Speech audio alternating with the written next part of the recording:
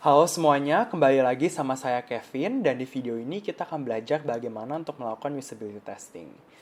Kita akan bahas dari bagaimana kita merencanakan UT, melaksanakan UT, dan yang terakhir menganalisa hasil testingnya.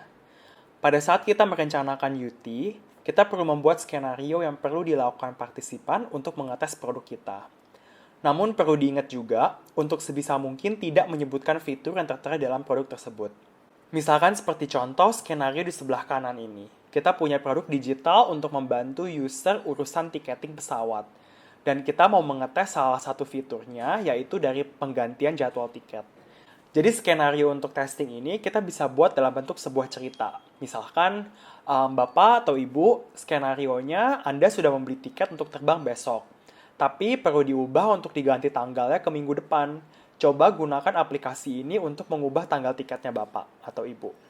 Di dalam notes ada contoh UT skenario yang untuk mengetes produk wealth management. Teman-teman bisa coba baca lebih detail untuk contoh skenarionya seperti apa. Hal yang perlu dipersiapkan berikutnya juga tentu nggak lupa adalah prototipe dari produk yang mau kita tes. Karena di materi sebelumnya udah dibahas lebih mendalam soal prototype, jadi di sini hanya akan sedikit nge-refresh aja. Ada berbagai macam prototype dan teman-teman bisa persiapkan sesuai dengan kebutuhan testing. Bisa dilihat apakah yang mau kita tes ini adalah produk fisik, digital, atau sebenarnya space or service. Dan seberapa nyata prototype ini dengan actual product. Ketiga, kita perlu mempersiapkan user yang akan menguji produk ini. Untuk jumlah usernya, kita merekomendasikan sekitar 5-8 responden. Tapi refinement dan testing dilakukan lebih sering di iterasi-iterasi berikutnya. Jadi setelah mengetes kelima orang ini, biasanya udah kelihatan permasalahannya apa, kita bisa langsung memperbaiki produknya, kemudian dilakukan testing lagi. Nah, tadi kita udah membahas soal perencanaannya, sekarang kita akan membahas gimana kita memoderasi sesi testingnya. Mungkin kalau teman-teman pernah melakukan user research, udah cukup familiar dengan in-depth interview. Memoderasi usability testing sebenarnya beberapa alurnya akan cukup mirip. Jadi kita akan kasih introduction dulu tentang apa yang partisipan bisa ekspektasi dari sesi tersebut. Dan di sini kita juga penting untuk mengingatkan partisipan kalau tidak ada jawaban benar dan salah. Malah kita meminta mereka untuk menguji produknya. Jadi kalau misalkan ada skenario yang mereka struggle untuk melakukannya, sebenarnya itu berarti desainnya yang perlu ditweak. Itu perlu banget diingatkan ke partisipan dari UT ini.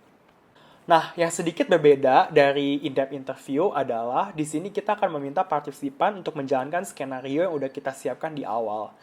Dan gak lupa, kita akan meminta untuk mereka think out loud dalam arti mereka akan menyuarakan apa yang dipikirkan mereka ketika menggunakan prototipe ini. Dan di akhir, setelah skenario-nya selesai, kita bisa tanya follow-up questions. Misalkan, apakah ada fitur atau alur menu yang dirasa membingungkan, atau mungkin ada input tambahan. Terakhir adalah menganalisa hasil dari testingnya. Ada 3 hal yang biasanya kita lihat dalam usability testing. Yang pertama adalah effectiveness, yang berarti kita melihat berapa banyak orang yang sukses melakukan sebuah skenario, dan berapa jumlah error yang terjadi dalam skenario tersebut. Kemudian ada pula efisiensi, di mana kita melihat dari segi waktu yang digunakan. Dan yang terakhir adalah satisfaction atau kepuasan dari partisipan terhadap produk atau service. Jadi biasanya kita akan punya scoring table seperti ini untuk setiap sesi partisipan. Kita akan menilai effectiveness dan efisiensi dari hasil testingnya. Kita lihat apakah skenario-nya berhasil dilaksanakan, jumlah error yang terjadi, dan waktu yang dibutuhkan untuk menyelesaikan sebuah skenario. Nah, tapi catatan untuk melihat error, selain kita menghitung jumlahnya, kita juga sebenarnya perlu menilai errornya lebih dalam.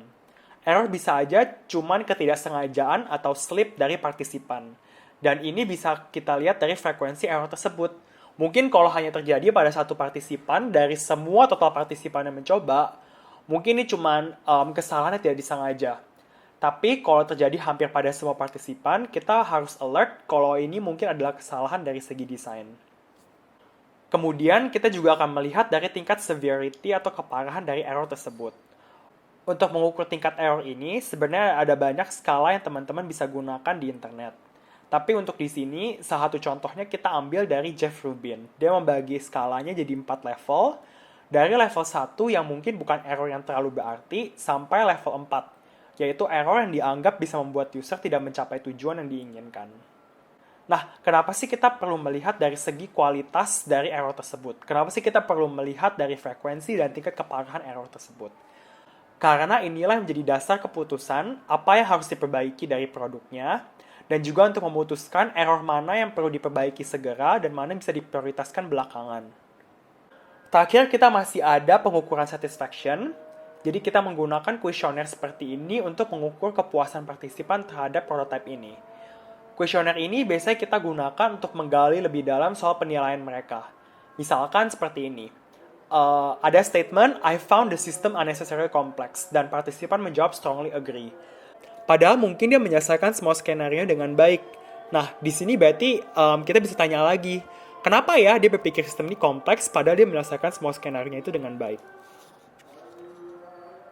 Nah, dari hasil usability testing ini diharapkan kita bisa mendapatkan pemahaman lebih baik bagaimana user menggunakan produk kita. Hasil finding dari testing bisa kita bawa ke engineer untuk melakukan perbaikan dan kita bisa melakukan testing berikutnya lagi untuk fitur selanjutnya.